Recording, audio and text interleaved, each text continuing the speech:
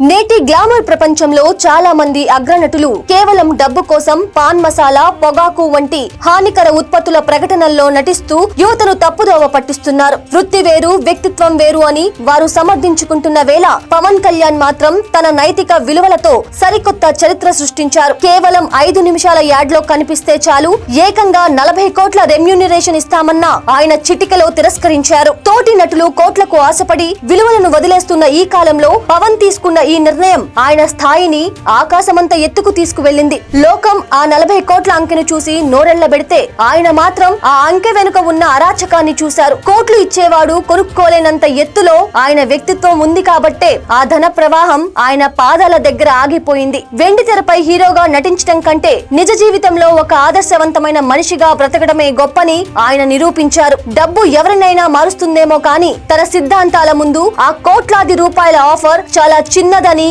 ఆయన చాటి చెప్పారు. ఈ నిజాయితీ కేవలం సినిమాలకే పరిమితం కాలేదు. గతంలో రాజకీయాల్లో సైతం ప్రత్యర్థులు ఏకంగా 1000 కోట్ల రూపాయలు ఆఫర్ చేసినా ఆయన కనురెప్ప కూడా వాల్చలేదు. తనను నమ్మిన జన సైనికుల కోసం, ప్రజల భవిష్యత్తు కోసం కష్టాలను భరించారే తప్ప ఆశ చూపే ధనానికి దాసోహమనలేదు. ఒక పక్క స్టార్ హీరోగా, మరో పక్క బాధ్యతాయుతమైన పదవిలో ఉన్న నాయకుడిగా ఏ రోజు తన నైతిక విలువలను పక్కన పెట్టలేదు. ఈ 40 కోట్ల ఆఫర్ తిరస్కరణతో తన వ్యక్తిత్వం ఎప్పటికీ అమ్మకానికి లేదు అని పవన్ మరోసారి స్పష్టం చేశారు. అందుకే ఆయన కేవలం ఒక నటుడు కాదు, కోట్లాది మంది గుండెల్లో చెరగని ముద్ర వేసిన ఒక నిజమైన లీడర్. డబ్బు ప్రపంచాన్ని శాసిస్తూ ఉండవచ్చు, కానీ పవన్ కళ్యాణ్ మాత్రం ఆ ధన ప్రవాహానికి ఎదురేది నిలిచిన ఒక ధృవ తార. తోటి నటులు వ్యాపార ప్రకటనలు వెంట పడుతూ ఉంటే ఆయన మాత్రం విలువల వేటలో సాగుతున్నారు. అందుకే పవన్ కళ్యాణ్ అనే పేరు ఒక వ్యక్తి కాదు, అది ఒక వ్యవస్థ, ఒక నమ్మకం, ఒక నిఖార్సైన నిజాయితీ.